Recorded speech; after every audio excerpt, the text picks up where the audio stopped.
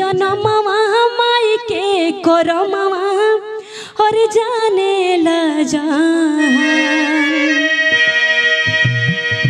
दिहली जनमवा माई के करमवा जाने ला जान और दुनिया में केहू नहीं माई चश्मा दुनिया में केहू नहीं माई चश्मा दिहली जनमवा माई के करमवा जाने ला जान दिहली जनमवा माई के करमवा जाने ला जान और दुनिया में केहू नहीं माई चश्मा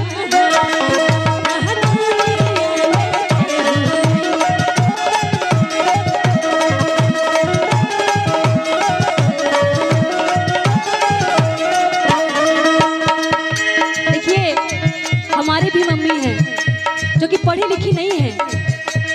हम लोग 4 बहनें हैं लेकिन फिर भी हमारी मम्मी ने हम लोग को पढ़ाया लिखाया। आज भी हम पढ़ाई कर रहे हैं, हमारी दीदी लोग भी पढ़ाई कर रही हैं। हमारी 2 भाभी आई हमारे घर पे, उन लोग को भी यहाँ पे लाके हमारी मम्मी ने इंटर बीएड कराया और आज हमारी भाभी नौकरी भी कर रही है। ये हमारी माँ की बदौलत ही है।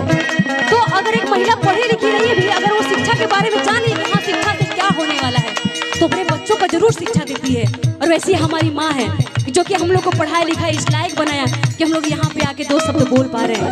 तो कहना है हो देखे खोरबा में छोरबा तो हके पढ़े भेजवली हो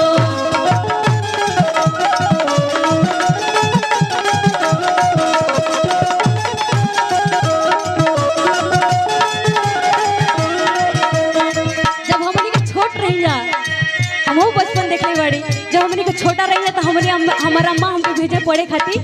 तो एक छोटा सा बैग रहे, बोरा के जो सिलाना ना बैग, वो बैग रहे, ओमा हमके एगो बोरा देवे कि हाँ ले जाके लड़की हमारे बैठ के पढ़ी, एगो पटरा दे जिन पे हमनी के चाक से लिखी जा। तो धन्य हो हमार माई जोनी के जिनकी बदौलत हमें लायक बनली, आज समाज में 2 शब्द बोल पाओ थी। और आज भी हम पढ़ाई लिखाई करती थी ताकि हम अगर नौकरी पाए तो माई बाप के बुढ़ापा में हम सहारा बनी। तो कहे के बाद हो देखे झोरबा में पोरबा तो हके पढ़े भेजवली हो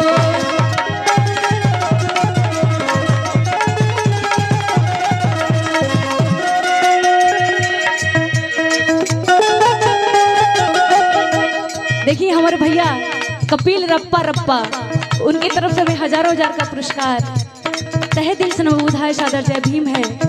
लेकिन कहना है माँ के सम्मान में हो देखे झोरबा में पोरबा तो हके पढ़े भेजवली हो लेके कोरबा में खोरबा भोरबा में खियोली हो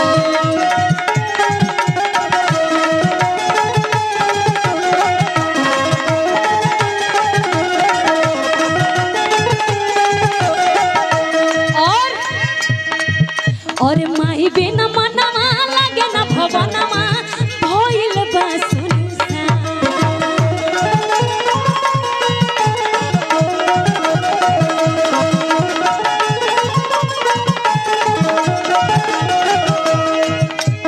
माई बिना मनवा लगे ना भवनवा भइल बा सुनसान और दुनिया में केहू नहीं माई चश्मा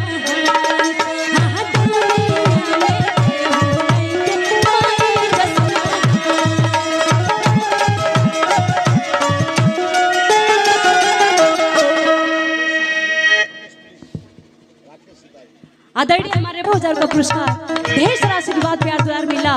दिल की गहराइयों में बुधाए सादर जय भीम है। और माई बिना मनवा लगे ना भवनवा भइल बा सुनसान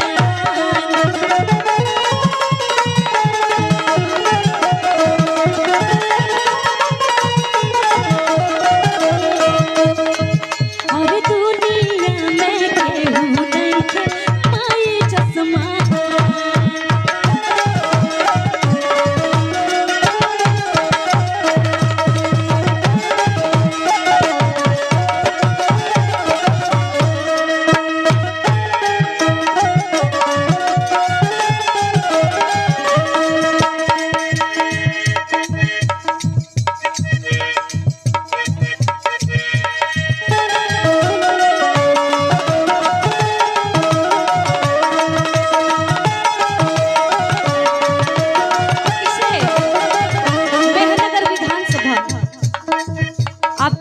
भी ढेर सारा आशीर्वाद प्यार दुलार मिला, दिल की गहराइयों में बुधाए सादर जय भीम में। लेकिन आज के जो हमारे इस जनरेशन के जो हमारे लोग हैं, वो लोग अपने माता पिता की कद्र नहीं करते हैं। जब बुढ़ापा आ जाता है तो वो अपने माता पिता का, लेकिन अक्सर करके तो जब उनकी शादी हो जाती है, तो जब उनकी पत्नी आती है ना, तो उनका जो रवैया होता है अपने माता पिता के प्रति चेंज हो जाता है। मैंने अक्सर बहुत सारे लोगों को देखा है। तो ऐसा आप लोग नहीं करिए, क्योंकि उन्होंने पूरा जीवन लगा दिया हम सभी को अपने जीवन में आगे बढ़ने के लिए। तो हमें उनके संघर्षों को भूलना नहीं है कि वो क्या क्या क्या करके हम सभी को यहाँ तक लाया है उन्होंने। मुझे भी याद है कि हमारी मम्मी ने, हमारे पापा ने कितना मेहनत करके यहाँ तक इतना बड़ा हम लोग को पाल पोस के बड़ा किया। इस समय जो पहले का समय था उसमें बेटियों को पढ़ाना किसी के पास की आसान बात नहीं थी, लेकिन फिर भी उन्होंने बहुत सारा मेहनत किया। तो आज के लोगों के लिए कहना है, हो देख के दुनिया